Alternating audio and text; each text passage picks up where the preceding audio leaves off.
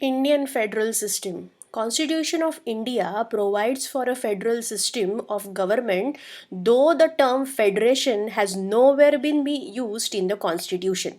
Article 1 in the constitution states that India, that is Bharat, shall be union of states. We will be discussing further more about this union of states, but right now you just have to remember that in the constitution it states that India, that is Bharat, should be union of states.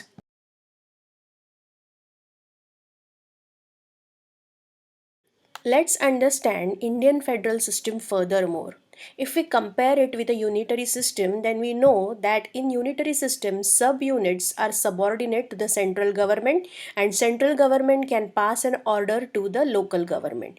But in the federal system, central government cannot order the state government to do something.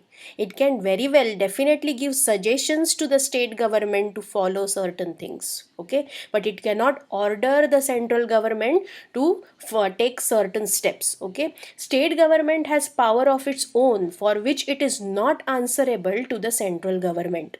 Okay, state government has power of its own, so it is not answerable to the central government. Both these governments are separately answerable to the people. Both the governments are separately answerable to the people. All right. You can give me an example. You might say that the citizenship bill, amendment bill 2019, it became a law. But still three chief ministers have declared that they won't implement it in their states. Right? So it is West Bengal Chief Minister Mamta Banerjee who first raised her objection. Then came the Punjab Chief Minister. Then came the Madhya Pradesh Chief Minister Kamal Nath. But is it constitutionally possible for these three states to resist implementation of the law? Well, frankly speaking, the executive power of every state shall be so exercised as to ensure compliance with the laws made by the parliament and any existing law which apply in the state. It has been ratified by the parliament, it has been accepted in the parliament. So states will have to act on the basis of the law as enacted, okay? So they cannot go against the union law which prevails over the state law. So maybe they can express their unwillingness, but when it comes to, they can resist it a little bit, but they have to apply it in their state too, okay? Now, for example, there is alcohol prohibition in India in force in the states of Bihar, Gujarat, Mizoram, and Nagaland. Now, this enforcement has been done by the state government, all right, and so they have banned this particular product in their state, all right. All other Indian states permit the sale of this product. So this is an example of state government, power of the state government, and also I gave you one previous example of the central government, okay.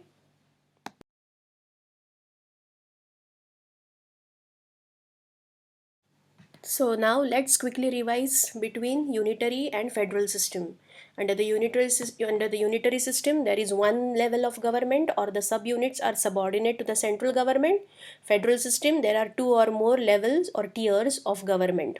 The central government can pass on order to the provincial or local government in the unitary system, while the central government cannot order the state government to do something, okay. But it has, if it has been accepted by the parliament at the center, then the center government can definitely tell the state government that they have to pass it, all right.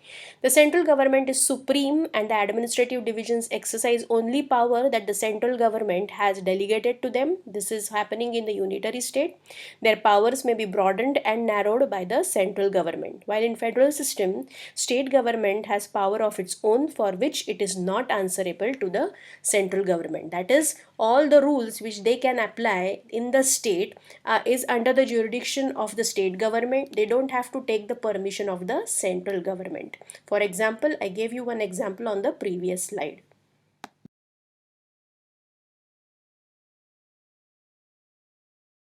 Now, the question arises, why have we accepted federalism?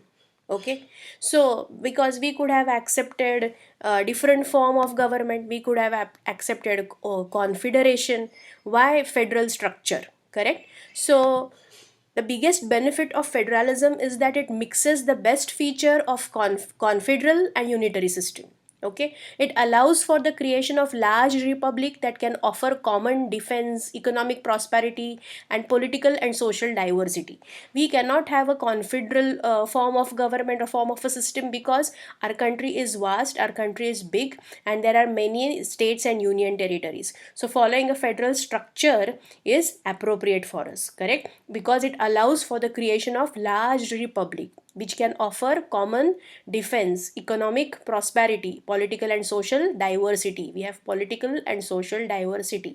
At the same time, it allows individual states to maintain much of their authority and local political and social customs. Correct? It maintains much of the authority. States can have their own authority in their state, and local political and social customs also they can follow. Ganpati festival can be celebrated in state of Maharashtra, while Durga Puja can be celebrated in West Bengal. Over here, central government cannot enforce any law over here. The timing of the closure of most of the shops in Maharashtra can be more than 7 p.m., while in Goa it can be up till 7 p.m. itself. All right. So these are the rules which can be levied by the state government. Okay. So this is why federalism is far more better or beneficial than confederal or unitary system.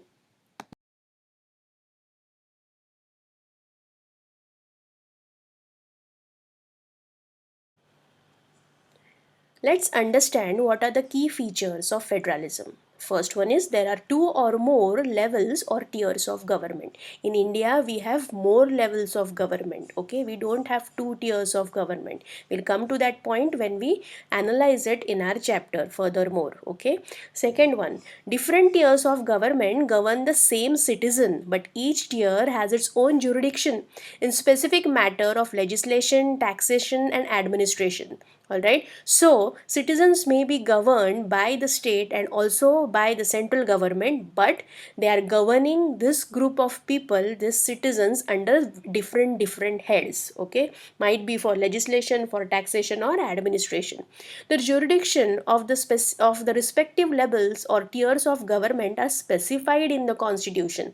So under till what level you can actually govern these citizens, so it has been specified by the jurisdiction, okay, by the constitution. So the existence and authority of each tier of government is constitutionally guaranteed. So it has been constitutionally accepted, that is constitutionally guaranteed.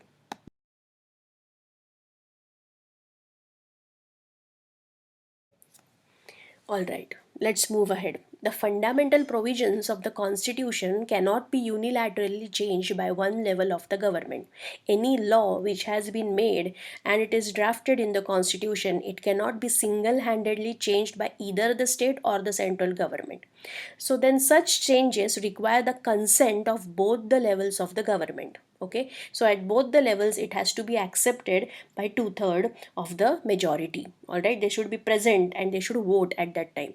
Courts have the power to interpret the constitution and the power of different levels of government. Okay, court has the power to interpret the constitution, understand the constitution, and the power of different levels of the government. They also can interpret the various powers which have been handed over to various levels of government. The highest court act as an umpire if dispute arises between different levels of government in the exercise of their respective power. So highest court act as an umpire. So if there is any dispute between two states or central and state, then it is the Supreme Court which can actually pass a verdict, a judgment can be given. All right, sources of revenue for each level of government are clearly specified to ensure its financial autonomy. All right, so how much revenue each level of government should be given, state government should be given, has been specified, and this financial autonomy has been given to each state.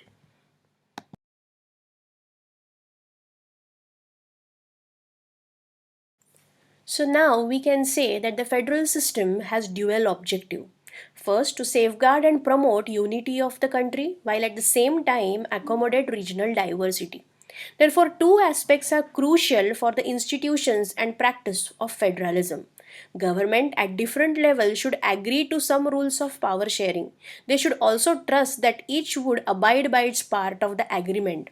An ideal federal system have both aspects, mutual trust and agreement to live together. India accommodates regional diversity means it has people of different caste and religion living together. India is also a land where there is a diverse group, different groups of people cooperating with each other at different levels, correct?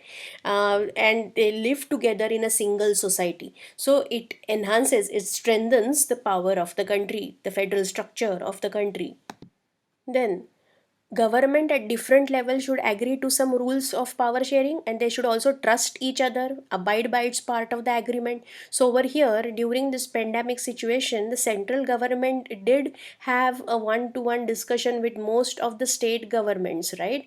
With the chief minister, and then it was decided whether there should be more of lockdown period in each state. So the lockdown period in each state differed as per the amount of problem which has been created by the pandemic in each and every state. So this call was taken by each and every state government. So in an ideal federal system, mutual trust and agreement to live together should be there. There should be trust between the central and the state government. They should work together, okay, abide by the part of its agreement. Over here the central government can only give suggestions how they can enact, how they can work in this pandemic situation, but actual enforcement of rules will be done by the central government in that particular state. All right.